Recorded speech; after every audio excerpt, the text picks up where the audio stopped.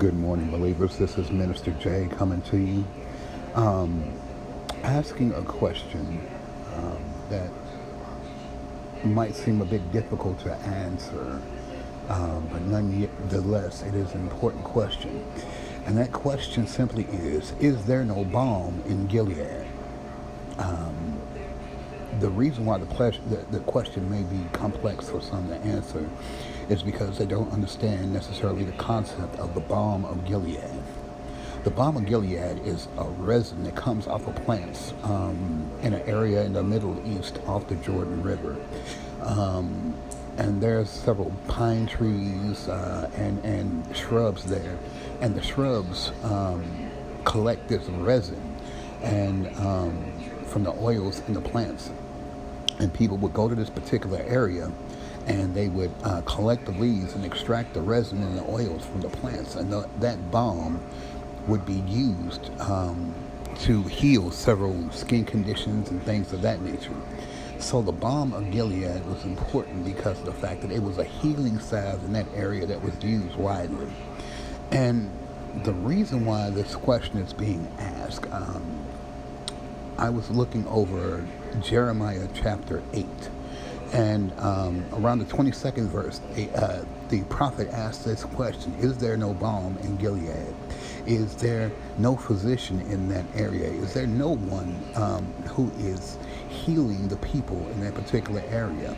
And that's what God is really asking. If you look into the first part of that chapter, it begins talking about the backslider.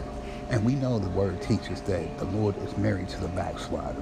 And so what this question is essentially asking, who is speaking to the people who have turned away from God?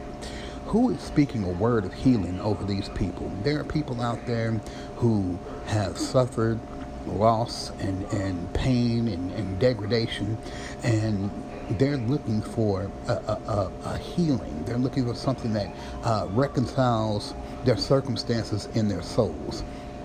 And there has to be a set of believers out there. There has to be someone who's able to speak that word of healing, who's able to help direct them in the right direction, put them on the right path so that they can walk the rest of their journey out and know that God has still got their back.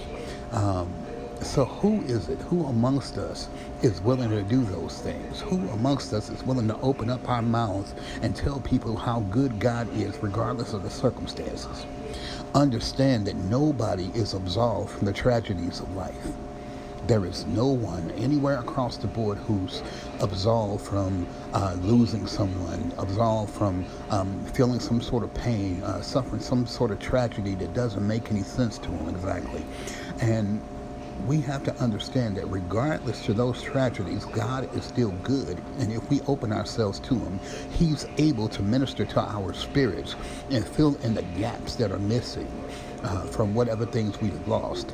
And I'm not talking about something that I've read in the Bible, but I'm talking about something that I know. You see, not long ago, I lost both of my parents less than a year apart. And my father was my best friend. So it was like losing two people, essentially. My mother and I were close, and so I felt the sting of losing her, not to mention the fact that I was the one who actually first spotted my mother after she had died, after her body had already begun to turn cold, and that thing still to a degree affects me today. But what I love about God is when I open myself up to God to minister to me, He ministered to my spirit, and He provided things that I needed. He provided people who would pour in the direction, the instruction, the love, the compassion, the kind words, and the generosity that I needed, the things that filled in those gaps for me. And then God filled me with His undying love and His undying compassion. And He helped me to recognize and realize that I could survive, that I could keep on going in spite of the tremendous loss that I experienced in less than a year. So I'm telling you about what I know. If you allow God to just pour into you and minister to your spirit, He can fill in those gaps, and He can provide that balm that you are need to heal and to be better and to grow better. So to the backslider, to those who have suffered tragedies, to those who have endured church hurt, understand that regardless of what you believe, God still believes in you and he still loves you. And he still sent his son to die on the cross that you might be able to have a right to the tree of life. This is not something that is conditioned upon whether or not you believe or not, but it's something that he allowed for you so that when you decided to believe that you would have a right to it. The provision has already been made. The sacrifice has already been made. So the opportunity is right there waiting right just for you, for when you decide to come back to God, if that decides to be your decision.